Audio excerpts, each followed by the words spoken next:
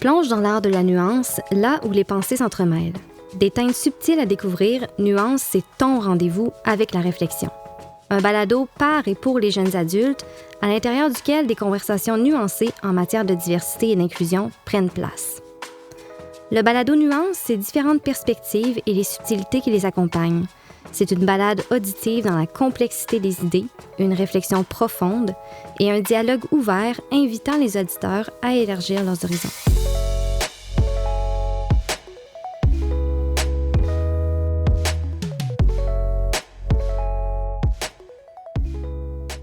Dans cet épisode du balado Nuance, je discute avec Youssef Alami de mythes entourant l'utilisation problématique d'Internet. Youssef est psychologue clinicien et professeur adjoint à l'École de psychologie de l'Université Laval.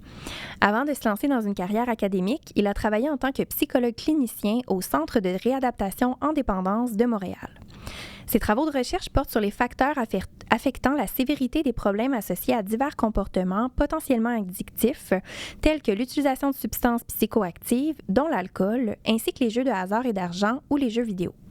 Ses travaux portent sur les trajectoires d'accès aux soins et sur les différents mécanismes psychologiques sous-jacents aux dépendances, incluant l'interaction entre les comportements potentiellement addictifs et d'autres troubles mentaux. Bonjour Youssef, merci beaucoup d'avoir accepté notre invitation et de prendre de votre temps pour cette discussion nuancée. Bonjour Ariane, ça me fait plaisir d'être là et merci d'avoir pensé à moi. Donc, avant d'aller plus loin, je pense que ce serait tout à fait à propos de vous demander qu'est-ce que la cyberdépendance, pourquoi s'y intéresser?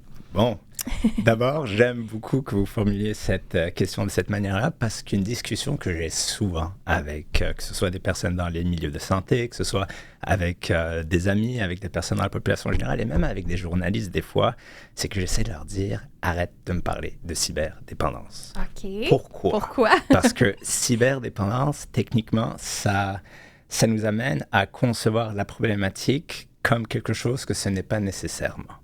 Et pourquoi? Parce que l'idée ici, c'est qu'il faut éviter déjà d'utiliser le terme dépendance à toutes les sauces. Okay. On commence à entendre parler de la dépendance à ChatGPT. Oh mon Dieu, une fois, il y avait un journaliste qui est venu et qui m'a dit « Est-ce que vous pourriez nous parler, s'il vous plaît, de la dépendance de ChatGPT ?»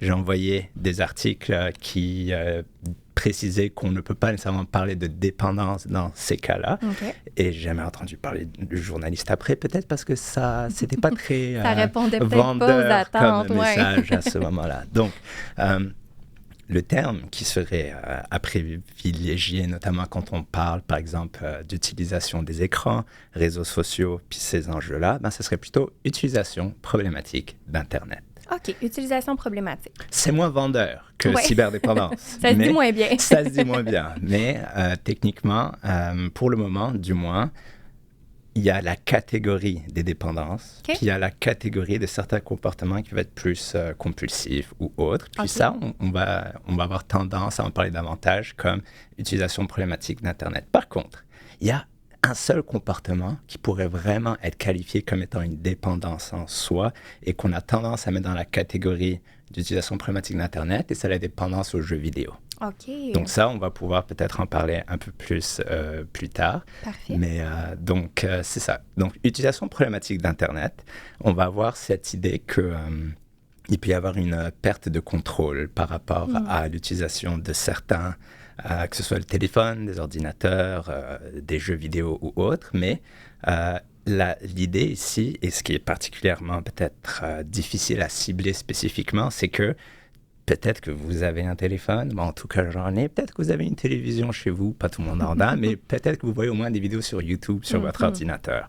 Donc, à quel point est-ce que c'est quelque chose qui peut être répandu et peut-on parler de dépendance quand c'est quelque chose qui fait partie de nos vies, du quotidien, de la vie de tous les mondes? Donc, est-ce que ça répond à l'idée de qu'est-ce que la cyberdépendance? Ben oui, absolument. En fait, est-ce que il y a en quelque sorte un genre de continuum, puis j'entends qu'il y a un flou parce que ça fait partie de notre quotidien. C'est difficile de mettre le doigt peut-être quand c'est problématique ou non. Exactement. Puis, de la même manière qu'on peut voir ça dans certains enjeux, on va dire du côté de la dépendance, on verrait la même chose quand on parle d'utilisation problématique. Okay. Donc, avant qu'on se rende à l'idée d'utilisation problématique, il peut même avoir à l'autre extrême, une utilisation bénéfique. Par exemple, en arrivant ici ce matin, j'avais sur mon Waze, mon GPS qui m'a dit « Attention Youssef, il y a du trafic sur cette avenue-là, peut-être que ce serait mieux de passer de ce côté-là. » Donc là, j'ai utilisé mon écran qui avait besoin d'Internet et ça avait une vocation, disons, bénéfique qui m'a permis justement d'arriver à l'heure ce matin à mon premier rendez-vous de la journée. Donc, il y a cette notion qu'il y a certains comportements qui, d'une part, peuvent être bénéfiques, puis c'est pas juste, oui, c'est aussi des réseaux sociaux qui permettent d'être en contact avec des personnes à l'autre bout du monde.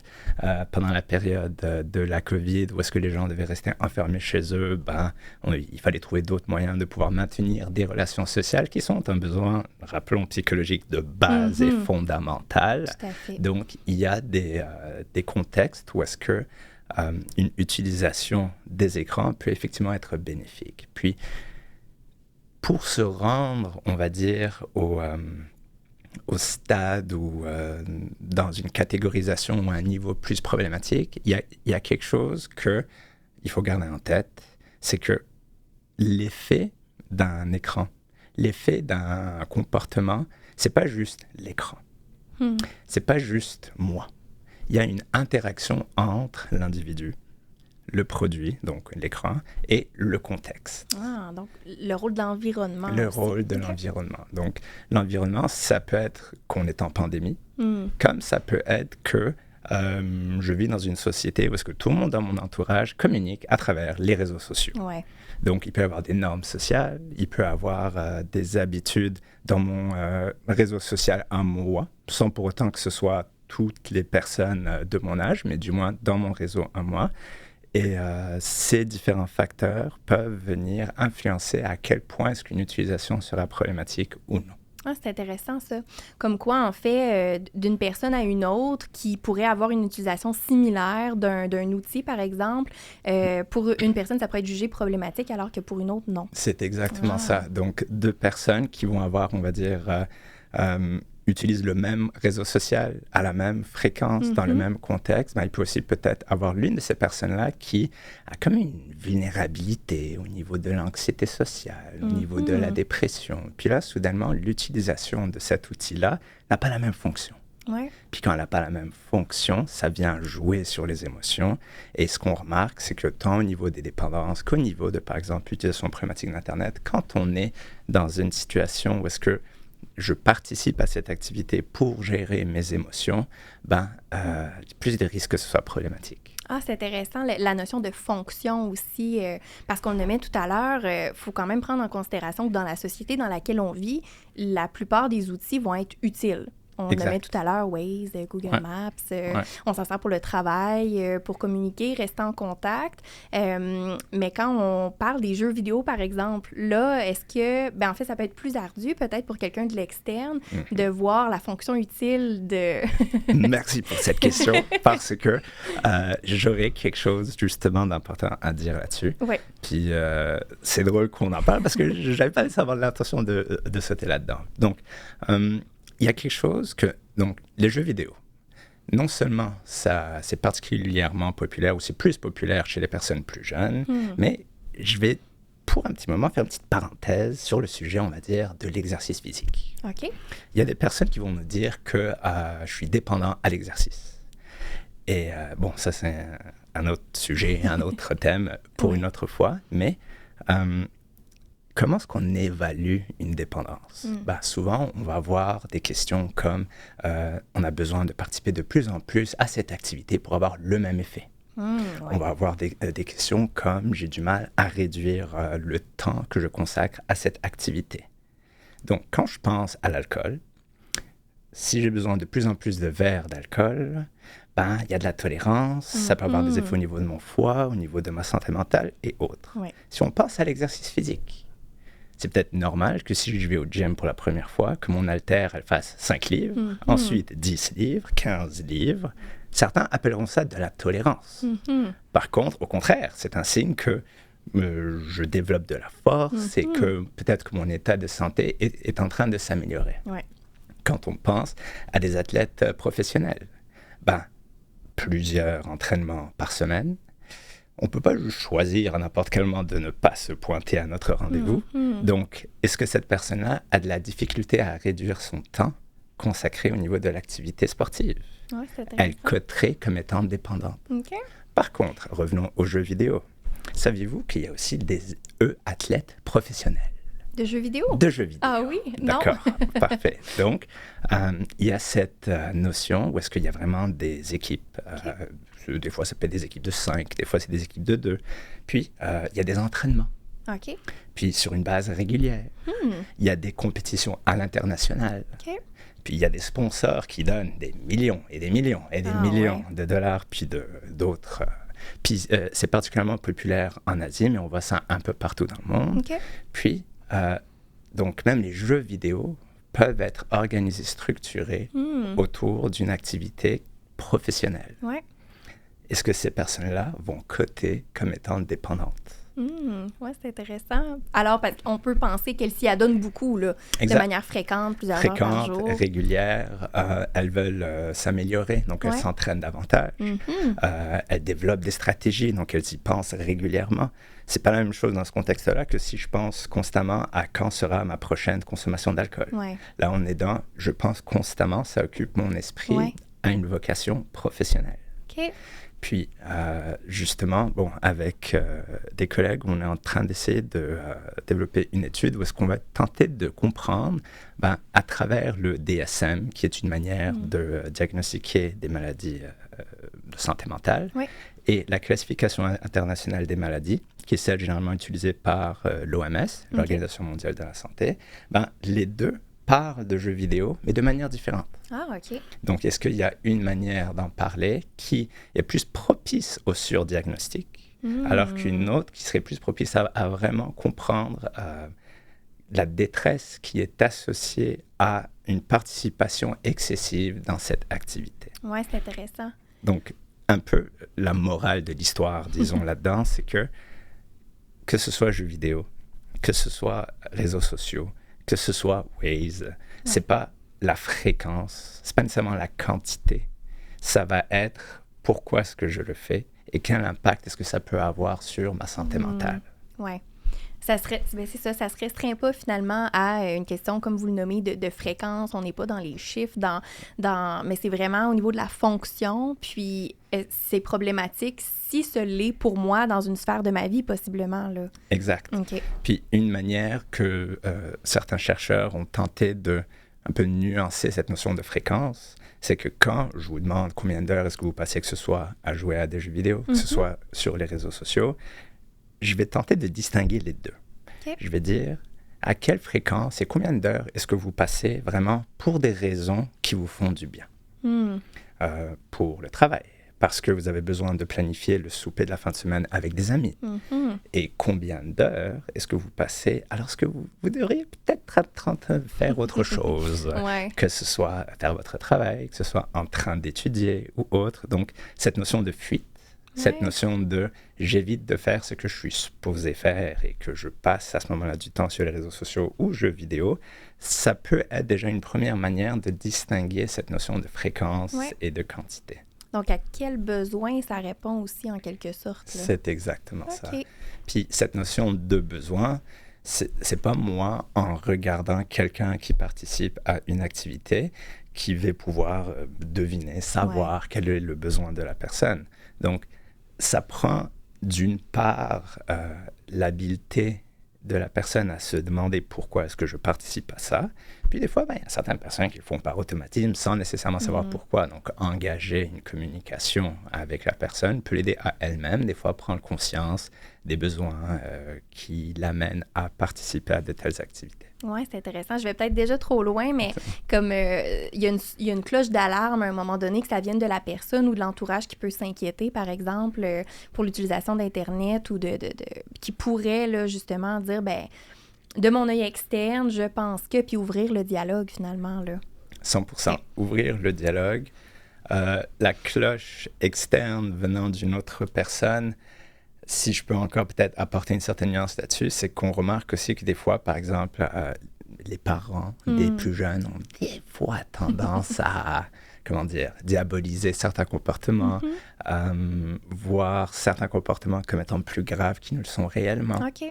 Donc, idéalement, non seulement on pourrait amener les personnes qui participent à ces activités-là à prendre conscience de leurs biais, motivations, mais aussi à l'entourage, de prendre connaissance de leurs propres préjugés, leurs propres croyances sur certains comportements, et pour justement que ce mode de communication soit fait sans jugement, avec curiosité, et puis avec intérêt et compassion. Oui, c'est intéressant de pas pour éviter la confrontation parce que ça mène probablement à rien. Là. Exactement. OK. Bien là, je nous devance un peu. On y reviendra assurément plus tard. C'est bon. Je pense que déjà, on comprend mieux cette nuance-là quant à la dépendance, mais là, on est plutôt dans l'utilisation problématique.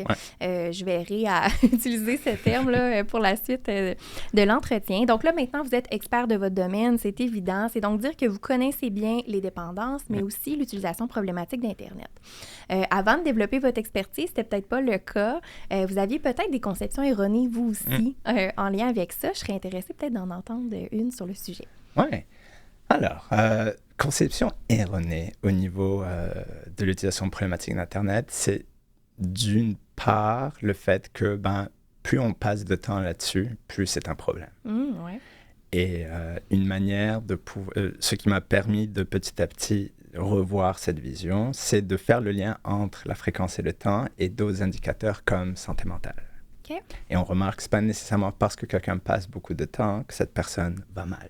Que c'est problématique. Exact. Okay. Puis, un autre préjugé que je peux avoir eu par le passé, c'était quelqu'un qui joue à des jeux vidéo ou passe beaucoup de temps sur les réseaux sociaux et qui a la plupart de ses relations sociales comme étant virtuelles, que c'est nécessairement mauvais. OK. Puis là, non, c'est pas nécessairement mauvais. Ah, c'est intéressant. Puis l'idée n'est pas de dire que il faut que tout le monde ait seulement des amis virtuels, mais l'idée est de dire que le fait d'en avoir n'est pas nécessairement mauvais. Parce que ce soit en personne, que ce soit virtuellement, chacune peut avoir son utilité. Okay. Peut-être que quand c'est virtuel, on développe moins cette habileté à, par exemple, déchiffrer les expressions faciales, lire le non-verbal, puis ces éléments-là.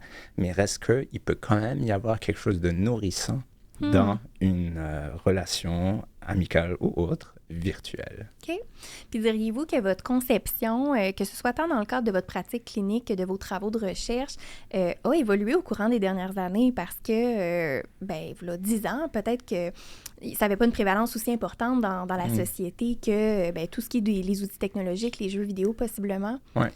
C'est certain que maintenant, on pense plus fréquemment à poser la question. Okay. Donc, dans le sens qu'avant, peut-être c'était moins fréquent. Donc, ce n'était pas un automatisme de demander à la personne combien de temps est-ce qu'elle passe devant cet écran, quelles sont les activités qu'elle fait sur son écran. Ouais. Tenter de distinguer entre certaines pratiques sont aussi plus risquées que d'autres. Puis risquées non seulement pour développer cette compulsivité, mais aussi risquées pour possiblement donner un faux sentiment que j'ai un besoin qui est en train d'être répondu. Ouais. Donc, il y a certaines personnes, par exemple, qui ont du mal à tolérer la solitude et qui vont avoir 3 vidéos YouTube qui jouent en même temps. Ouais. Cette stimulation... C'est beaucoup de stimuli. Voilà. Donc, cette stimulation intense donne le sentiment, l'impression que je suis là, il y a des gens qui me parlent, puis je réfléchis avec eux, puis il y a ces différents éléments-là, mais techniquement, je ne suis pas en train de développer ou nourrir des besoins relationnels. Oui, c'est intéressant. Comme quoi, ça donne l'impression mais au fond, on peut penser, puis là, je vais peut-être bien trop loin, mais dans nos connexions neuronales, par exemple, c'est pas ça qui se passe versus si on était dans une interaction réelle. OK? Puis vous avez, encore là, vous ramenez vraiment la notion de l'environnement, de ne pas considérer seulement, au-delà de la fréquence, comme on parlait, mais de prendre en considération les autres facteurs là, qui peuvent venir en jeu. Vous avez notamment nommé la santé mentale. Oui. OK. Bon, ça amène une belle perspective pour la suite. Donc là, évidemment, quand on entend parler que ce soit de cyberdépendance, pour les gens qui n'utilisent pas nécessairement le terme approprié ou d'utilisation problématique d'Internet chez les jeunes adultes, entre autres choses, c'est certain qu'on remarque nous, de notre oreille externe, qui a beaucoup d'idées préconçues. Il y a des mythes aussi qui peuvent être persistants à ce niveau-là, puis c'est ce qu'on a envie de décortiquer avec vous, si ça vous convient. OK. Donc, premier mythe serait celui que les jeunes sont naturellement tous accros aux écrans. Pourquoi? Parce qu'ils sont nés avec ça dans les mains. Ah! Est-ce que c'est surprenant comme C'est pas mythe? mal. Je dirais qu'il y a quand même pas mal de choses avec lesquelles on est dans les mains. On a besoin de manger. Est-ce qu'on est tous dépendants à la nourriture?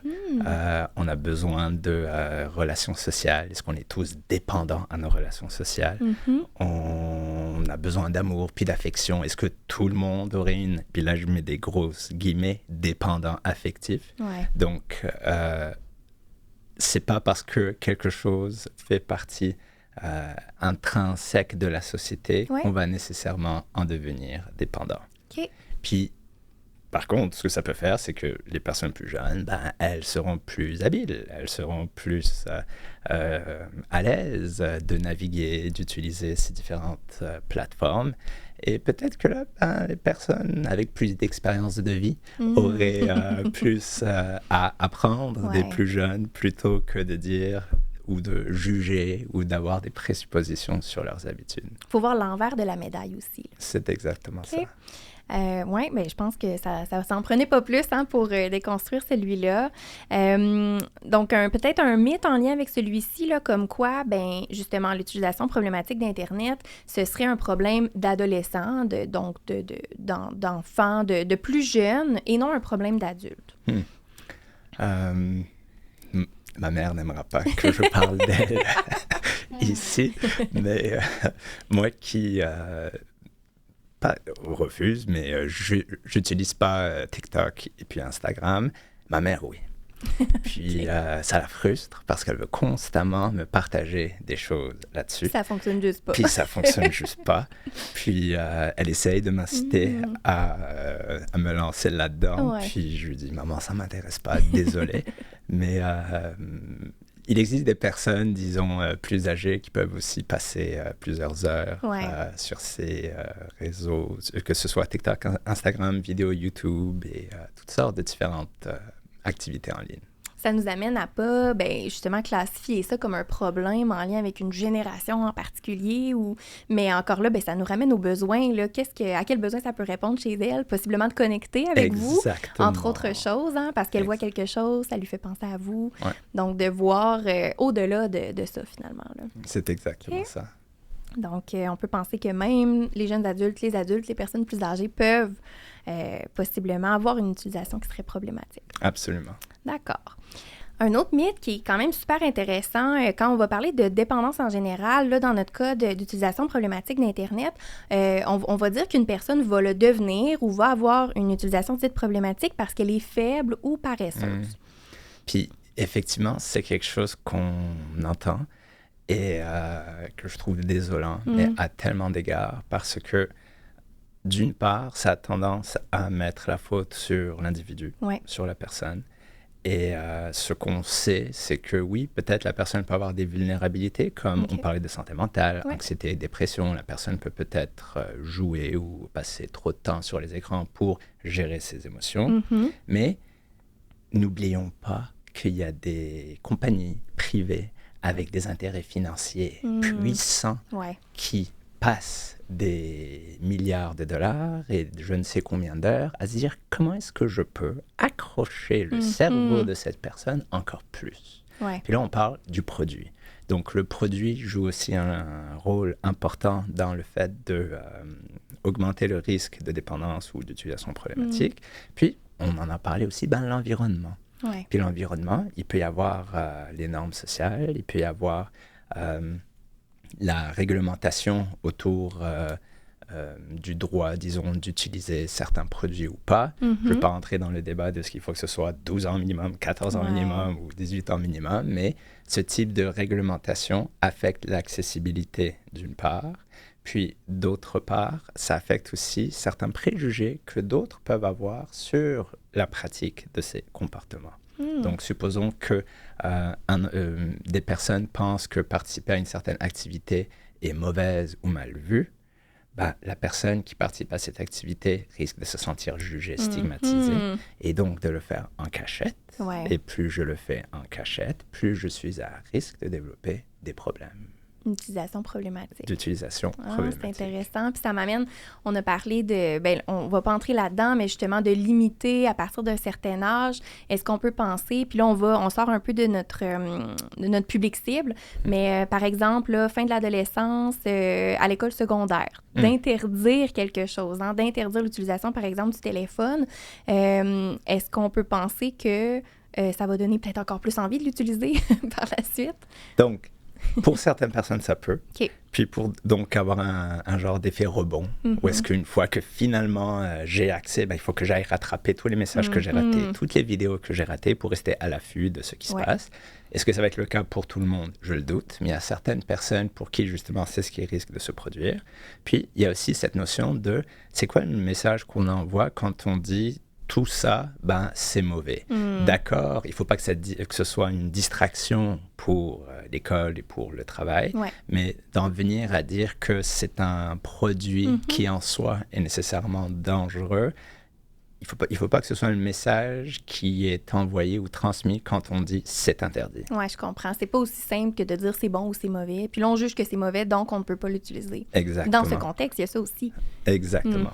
Puis si on enlève ou si on interdit l'accès, par exemple, au téléphone ou autre pendant les heures d'école, et qu'on se dit que le téléphone peut aussi être une manière d'entrer en contact avec les proches, est-ce qu'on met en place des moyens alternatifs pour favoriser les échanges et la communication entre les jeunes dans les écoles secondaires? Oui, c'est intéressant, considérant qu'il faut le voir, que c'est un moyen qu'ils utilisent pour justement socialiser finalement. Exactement. OK.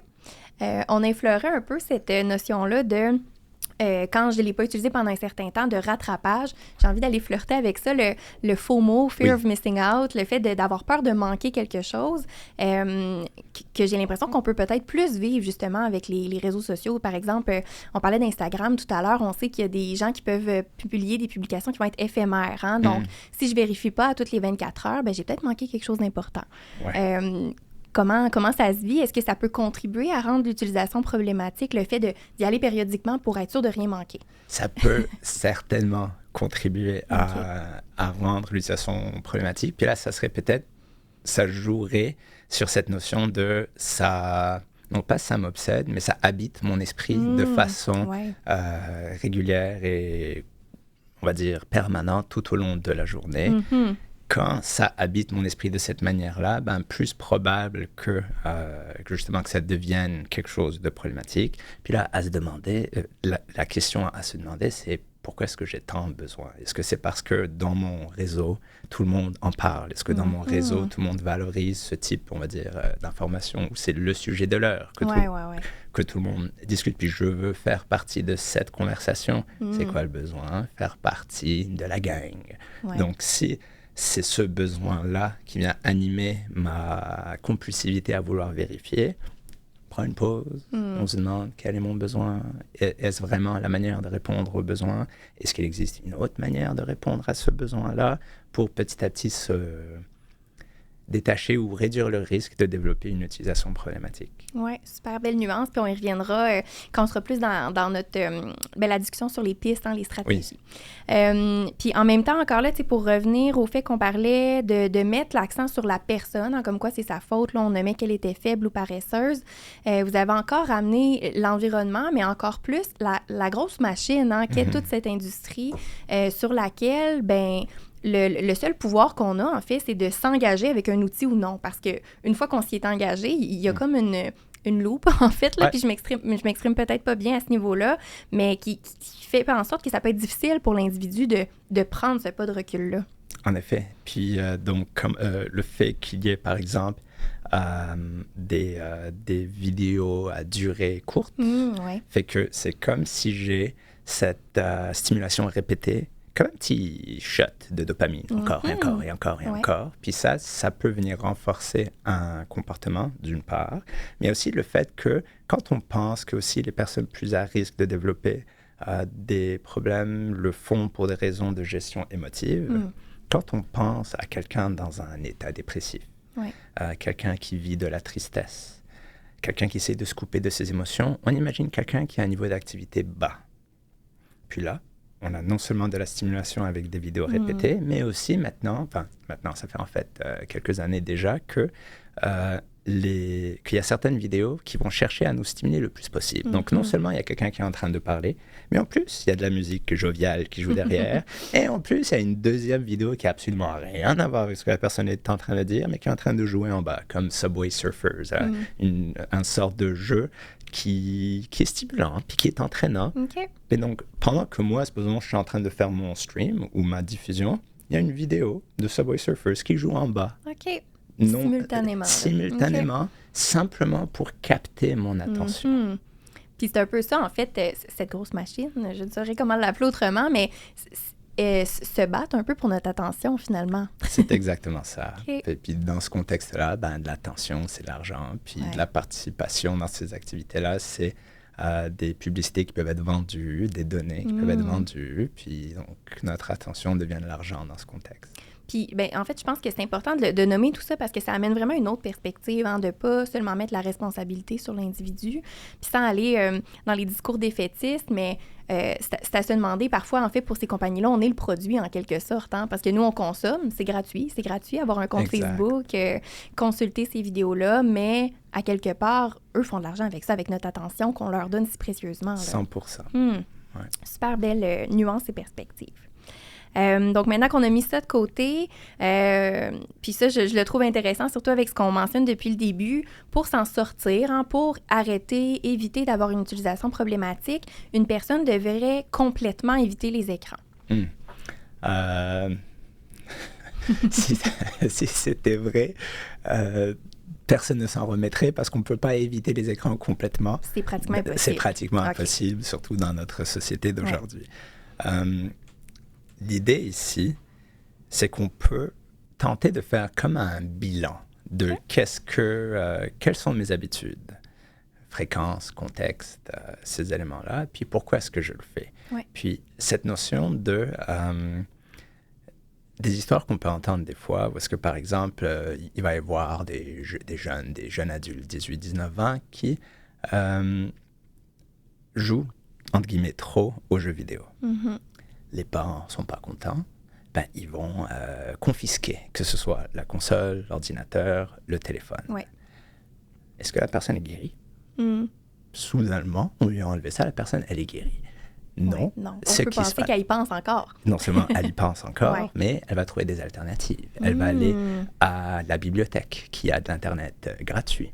Elle va partir sur les ordinateurs à ce moment-là. Elle va trouver d'autres articles, d'autres outils électroniques qu'elle va pouvoir cacher dans divers recoins de la maison. Pour contourner l'interdiction. Okay. Est-ce le type de dynamique qu'on veut avoir avec notre jeune qu'on essaie d'aider puis d'accompagner là-dedans? Je suis pas sûr. On peut penser que c'est une action de dernier recours là, des parents qui veulent le bien-être puis qui se sentent un peu démunis face à ça. Et qui peut-être pensent bien faire. Puis, notamment dû peut-être à cette croyance erronée que vous venez de mentionner, que si la personne arrêtait complètement ou si je forçais l'arrêt, ça la guérirait. Mais non. Puis est-ce que ça vient de vieilles perspectives, justement, au niveau plus des travaux en dépendance, de penser qu'une personne doit cesser complètement pour être guérie, entre guillemets? Je dirais que dans le domaine des dépendances, j'appellerais pas ça nécessairement, disons, vieille perspective. Parce qu'il je m'excuse. Aucun souci. Parce qu'il y a encore des écoles de pensée pour qui ça fonctionne. Quand on pense aux alcooliques anonymes, aux joueurs anonymes ou autres, c'est une école de pensée qui fonctionne pour certaines personnes. Je pense que la notion ici, c'est pour certaines personnes, ça peut fonctionner et pour d'autres, ça fonctionne moins bien. Et quand on pense que il peut y avoir des facteurs environnementaux, des facteurs individuels, puis des éléments liés au produit. Oui, pour certaines personnes, un arrêt complet, ça aide à faire une sorte de sevrage qui permet ensuite à la personne de justement avoir un pas de recul, puis réfléchir à comment est-ce que je développe des alternatives. Donc, pour certaines personnes, ça peut fonctionner. Mais l'idée ici, c'est que même quand les personnes font ça, elles ne font pas ça seules. Elles font ça de façon encadrée soutenue, avec des proches, avec des pairs, avec des équipes professionnelles ou autres qui peuvent les accompagner dans cette démarche-là. Oui, c'est une nuance importante. Puis on va faire du pouce sur ce qui suit, mais on mentionnait tout à l'heure le petit cycle, un peu les shots de dopamine. Ça se passe aussi dans notre cerveau, dans notre corps. Hein. Il y a en quelque sorte des effets qui, à la longue, l'individu lui-même ne peut pas contrôler, là, dans le sens où ça se passe dans son corps, dans son cerveau, dans ses hormones. Je serais curieuse de vous entendre un peu là-dessus. Donc, ce que vous parlez du cycle, on va dire, de renforcement des comportements, un peu, ouais. Récompense. Okay. Donc, comment est-ce qu'on peut comprendre ça, déjà, ce cycle ou ce circuit, en fait, dans le cerveau? C'est que il est déterminé... Non. Il sert à me permettre de faire des comportements que mon corps pense être bons pour moi. OK. Donc, si je mange une certaine nourriture qui est bonne pour moi, mon corps va me dire « Ouf, Youssef, dopamine, il faut que tu en prennes encore. » Donc, j'apprends que c'est quelque chose que je dois refaire. Maintenant, quand on pense au moment où est-ce que quelqu'un va sur ses réseaux, puis qu'il y a cette petite notification, la notification, qu'est-ce qu'elle symbolise? Elle symbolise que, peut-être quelqu'un a pensé à moi, il y a un message, peut-être qu'il y a quelque chose qui va m'intéresser, qui va me permettre de connecter avec un de mes proches. Qu'est-ce que ça fait? Ça vient répondre à un besoin psychologique fondamental, qui est ce besoin d'affiliation, ce besoin d'être proche, d'avoir mon réseau. Donc, petit à petit, le fait de voir une notification, mon cerveau peut le comprendre comme Youssef, tu fais quelque chose de bien, ça répond à un besoin fondamental. OK. Et donc, je peux aller volontairement, compulsivement ou même par réflexe, aller chercher cette illusion de réponse à un besoin de façon des fois compulsive et de façon des fois automatique. Donc, l'idée ici, c'est que la dopamine dans le cerveau, dans le circuit de la récompense, elle permet non seulement de... apprendre à mon cerveau que c'est un comportement qui me fait du bien, mais elle a aussi un impact où elle influence aussi d'autres régions du cerveau sur la motricité. OK. Donc, c'est là où est-ce que des fois, je vais me mettre à faire des choses sans même réaliser que je suis en train de les faire. Par automatisme, par réflexe. Donc, tous ces réseaux-là neuronaux sont interconnectés. Ça nous amène vers une notion super intéressante de réflexe, d'automatisme, comme quoi...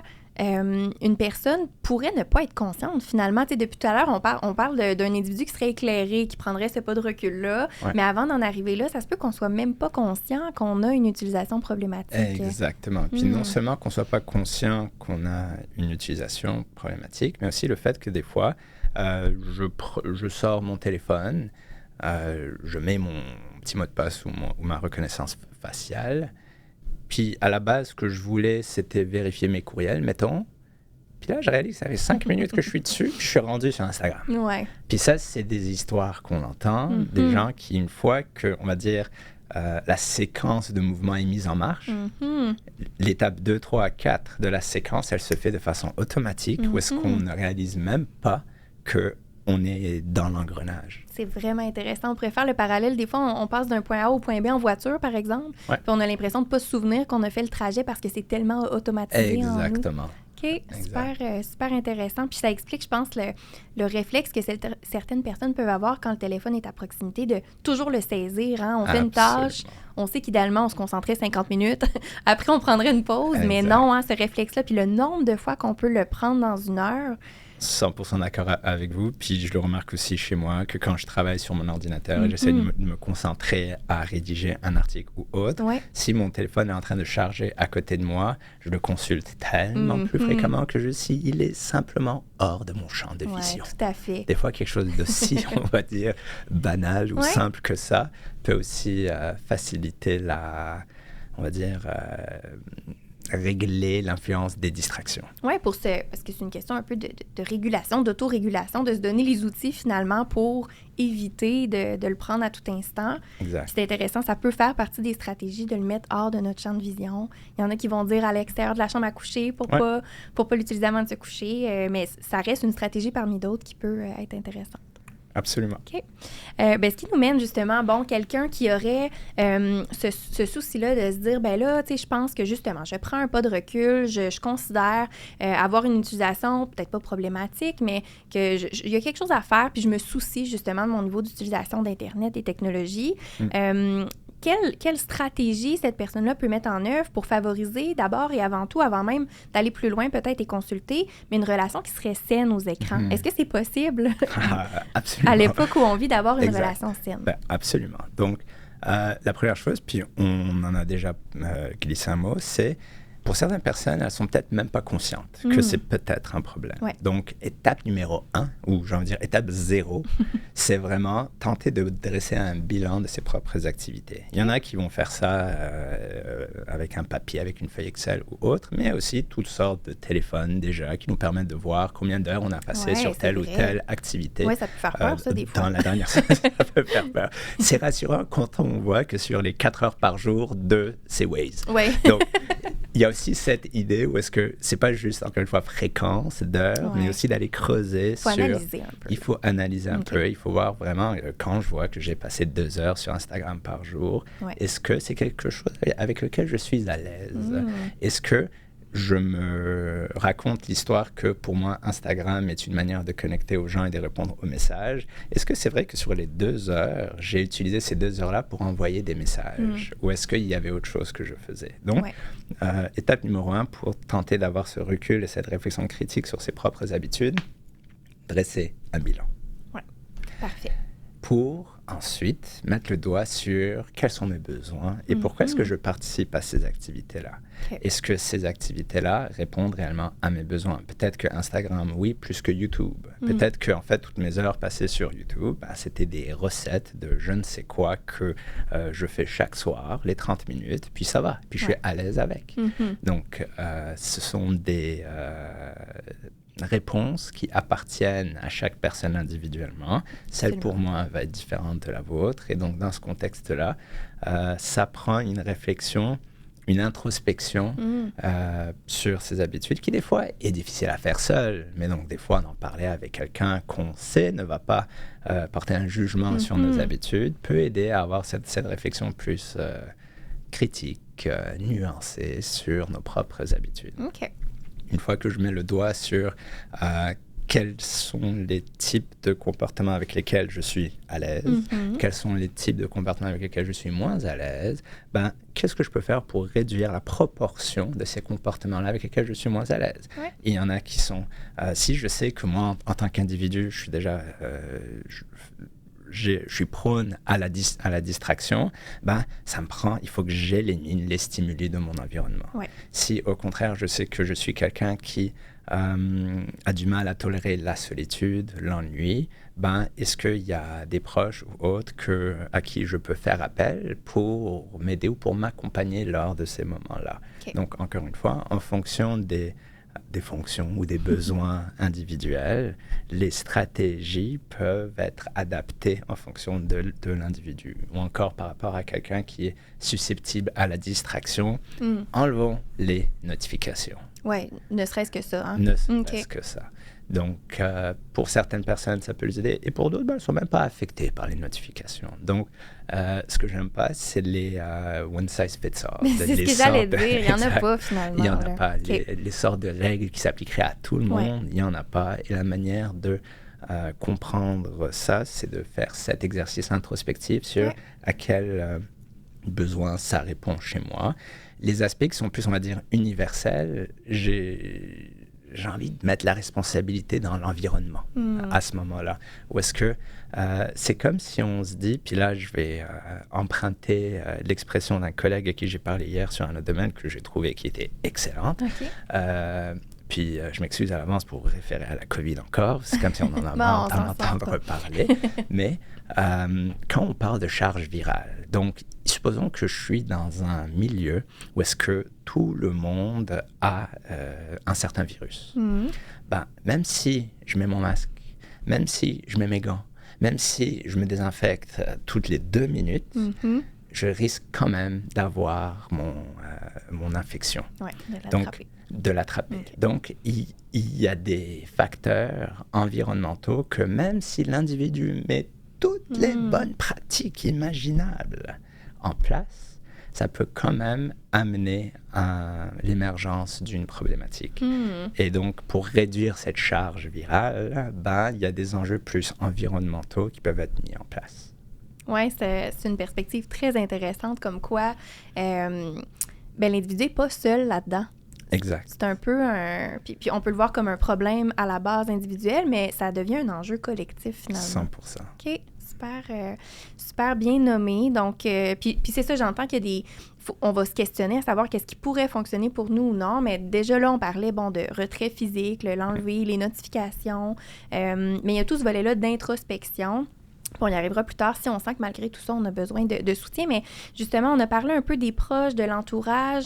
Qu'est-ce qu'on pourrait faire en tant qu'amis, famille pour soutenir, peut-être au niveau pratique, mais émotionnel aussi, quelqu'un qui est proche de nous puis qui vit avec une utilisation problématique d'Internet ou des outils? OK. Chose numéro 1, montrer l'exemple. Donc, dans certaines études qu'on est en train de, excusez l'anglicisme, mais wrap-up, finaliser, on a demandé aux parents et à leurs jeunes quelles sont vos habitudes. Puis aux parents, on leur a demandé quelles sont les, on va dire, méthodes disciplinaires que vous utilisez autour de l'utilisation des écrans. Puis ensuite, on a apparié ces informations-là avec les pratiques réelles des jeunes. Pour essayer de voir quelles sont les pratiques des parents qui peuvent être utiles, moins utiles. Récompenser, punir en fonction de l'utilisation, hey, comme par hasard, ça ne marche pas, ou du moins, c'est pas ça qui fait que l'utilisation problématique va diminuer.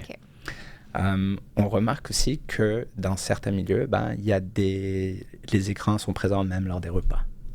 Que ce soit la télé qui joue, que ce soit les téléphones qui sont sur la table ou autre.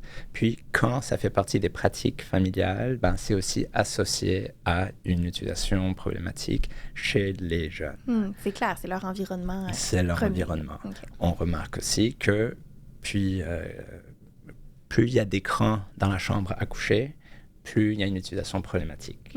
Donc là, on a l'aspect environnemental. Est-ce que le jeune a besoin d'une télé dans sa chambre? Je ne sais pas. Peut-être pas pour tout le monde. Certaines personnes, pour X ou Y raison, mais il y a ces facteurs généraux, environnementaux, où est-ce que aussi les parents peuvent montrer l'exemple à un certain niveau, qui peuvent réduire le risque d'utilisation problématique. Mais ça, c'est super intéressant. Je pense qu'on l'oublie, puis c'est transversal à plusieurs domaines, de cette action-là de modéliser, c'est ça, de montrer en fait ce qui est attendu. Exact. Ou fais ce que je dis, mais pas ce que je fais. Exact. C'est peut-être pas super efficace non plus. Là. Même chose avec l'alcool. Si on a des parents qui boivent généreusement, le message va être moins reçu de la part de l'enfant si on lui dit il boit pas beaucoup, mais regarde, moi j'ai le droit. Ben c'est ça. Puis on se ramène, là on parle de la relation parent-enfant, mais on peut penser conjoint-conjointe, de critiquer l'autre parce qu'on trouve qu'il l'utilise beaucoup, mais finalement nous aussi, par exemple, d'être écrasé dans le divan puis de passer des heures dessus, qu'il faut qu'il y ait une certaine cohérence peut-être aussi dans le message qu'on souhaite passer. Absolument. Puis, même dans ma vie personnelle, avec ma conjointe qui, elle, a Instagram, puis TikTok. Ah, c'est intéressant, ça. Moi, j'ai ma vision par rapport à ça. Mais on discute aussi sur... C'est pas juste le temps passé, mais aussi c'est quoi l'activité qui est faite dessus. Puis, la plupart des recettes incroyables dont je suis le premier bénéficiaire proviennent de TikTok puis d'Instagram. Donc, il y a ces enjeux-là où est-ce que, même si je pouvais avoir mes propres préjugés sur ces réseaux sociaux, d'en parler ouvertement avec l'autre personne, puis de comprendre réellement qu'est-ce que la personne fait dessus, peut aider à améliorer la qualité de la relation, du moins. Bien, puis c'est ça, d'être capable de reconnaître les bienfaits ou l'utilité, la fonction pour la personne en question. Puis là, justement, on effleure une autre stratégie que les proches peuvent utiliser. Ce serait d'écouter, d'ouvrir le dialogue, de ne pas être dans le jugement, mais plutôt dans l'accueil et la bienveillance, là. Exactement ça. Bon. Puis on ne s'attend pas, évidemment, à ce que les proches soient des professionnels, qui puissent intervenir dans le cas de situations problématiques. Donc, quelqu'un qui a déjà fait ces premières étapes-là, là, où elle elle a fait un bilan, puis malgré ça, elle se sent peu outillée pour aller mieux, pour avoir une utilisation saine là, des écrans, entre autres choses. Vers quelles ressources elle peut se tourner? OK. Fait que, d'abord, une ressource... accessible à tout le monde et n'importe qui en ligne, qui contient l'information autant pour la personne qui pense avoir une utilisation problématique et qui aimerait se questionner là-dessus que pour les proches. Ouais. C'est pausetonecran.com. OK. Pause, P-A-U-S-E. Ah oui, j'ai déjà vu les campagnes pause en novembre. Je pense qu'on fait une journée sans écran. Là. Okay. Fait que là-dessus, on retrouve toutes sortes de trucs et de questionnaires qui aident à justement favoriser cette introspection par rapport à sa propre utilisation, puis peut-être des fiches éducatives pour les proches, pour réduire certains propos potentiellement stigmatisants que les proches risquent d'avoir. Ouais. Et donc, on a cet aspect-là. Okay. Puis, depuis quelques années quand même si ce n'est pas officiellement une dépendance, les centres de réadaptation en dépendance du Québec, partout au Québec, qui font partie du réseau de la santé et des services sociaux, donc qui sont gratuits, offrent des services non seulement à l'entourage, mais aussi aux personnes qui rapportent vivre avec des problèmes d'utilisation des écrans. J'ai travaillé 5 ans au Centre de réadaptation en dépendance de Montréal, puis on avait des personnes qui venaient avec la demande explicite de « je passe trop de temps sur les réseaux sociaux » et en particulier les sites de rencontres. Donc, il y avait cette notion qu'il y avait des personnes qui peuvent consulter pour ça spécifiquement. Puis ça, c'est en plus des enjeux comme jeux vidéo qui sont aussi plus reconnus comme étant une dépendance. Plus commun, OK. Donc, on peut aller en ligne, il y a des ressources là, sur Pause, entre autres choses, qui sont pertinentes pour outiller tant la personne que l'entourage. Puis après, je comprends qu'on peut aussi entrer finalement par le système de la santé. Exact. Donc, notamment, là, on parle d'organismes en dépendance de notre région. Puis, en fait, on parlait tout à l'heure de tous les autres facteurs qui peuvent possiblement influencer l'utilisation problématique. Est-ce que c'est possible qu'on ait besoin de consulter avec un autre type de professionnel? Surtout quand on met le doigt sur la fonction des besoins et qu'on réalise que c'est notamment pour gérer des émotions, mais qu'on n'a pas nécessairement les ressources internes ou environnementales pour nous accompagner là-dedans, il y a toutes sortes de professionnels. Même si je suis psychologue, je vais pas juste prêcher pour ma paroisse et dire que ça prend un psychologue. Mais il y a des professionnels de diverses expertises qui, chacune avec leurs forces et limites, peuvent accompagner la personne en fonction des besoins nécessaires pour réduire son utilisation. Mais oui, des psychologues, par exemple, peuvent, des personnes psychoéducateurs puis psychoéducatrices peuvent. Il y a différentes professions qui peuvent aider.